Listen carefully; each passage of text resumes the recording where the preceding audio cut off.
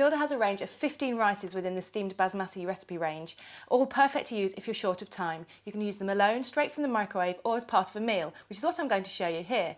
Now the one I'm going to use is lime and coriander. It has a really nice Asian theme to it. I'm going to make some Thai fish cakes.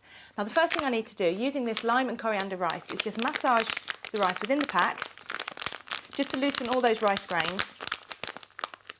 Now if you're going to use this straight from the pack as part of your meal, you just want to tear about 2 centimetre strip from the top of the pack, pop it in the microwave for 2 minutes, and then it's ready, just to use straight away. I'm going to use this cold, straight from the pack. So we tear straight across the top, and then tip it straight into your bowl.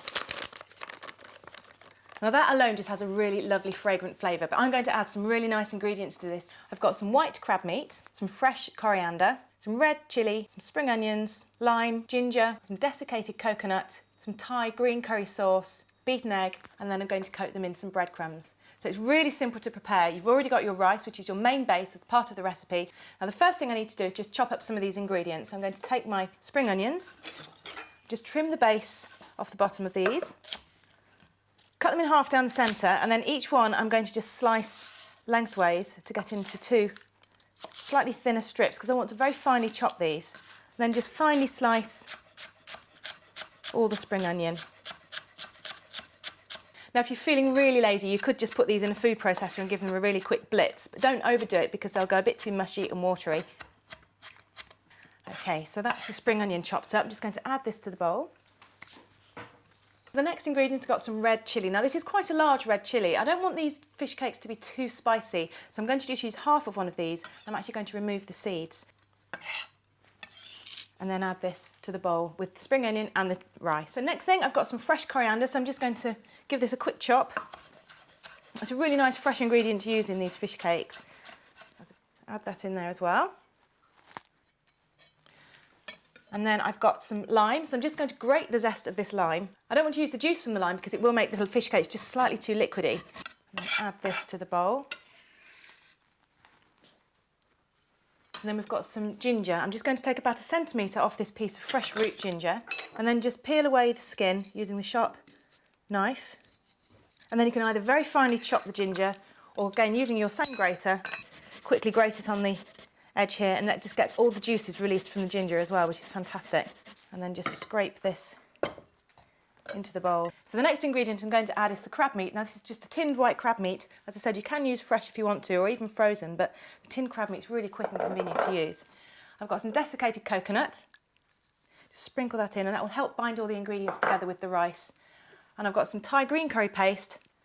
Add a good spoonful of that. Depending on how spicy the curry paste is, all brands vary, so it's up to you how much you really want to use. And then just lightly beat your egg.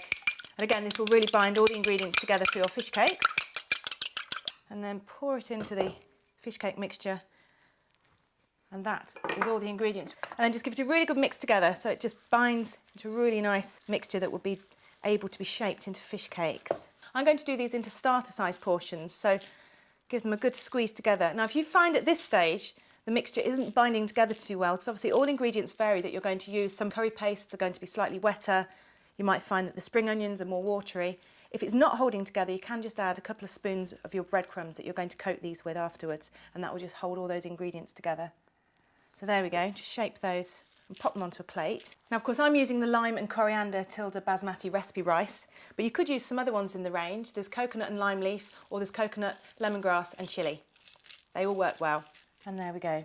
So I'm now going to just go and pop these in the fridge. Okay, so the fish cakes are now chilled and they're ready to finish off. Now I've got some fresh white breadcrumbs here. I'm just going to coat my fish cakes very lightly in a layer of breadcrumbs, and this will just help to hold them together and give them a really nice crispy coating when they're going to be fried. And keep the heat low to medium. Anything too high, you're going to cook them too much, and the breadcrumbs will burn and you won't heat up the actual fish cakes throughout the centre. And then you just want to pop them into this oil and just start to hear a little bit of a sizzle. So you're probably better off doing a few at a time. Nothing worse than overcrowding your pan, because it takes up too much of that heat. So the fish cakes have been cooking just for a few minutes on one side. I'm just going to very carefully check to see if they're, and just see that they're just golden underneath. So I'm ready to turn them over. Now obviously do this very carefully because you've got hot oil. Okay, so the fish cakes are now lovely and golden on both sides. Pop them on some kitchen paper just to drain off that excess oil. Stunning, and who'd think that it was such a simple recipe using the Tilda steamed basmati rice.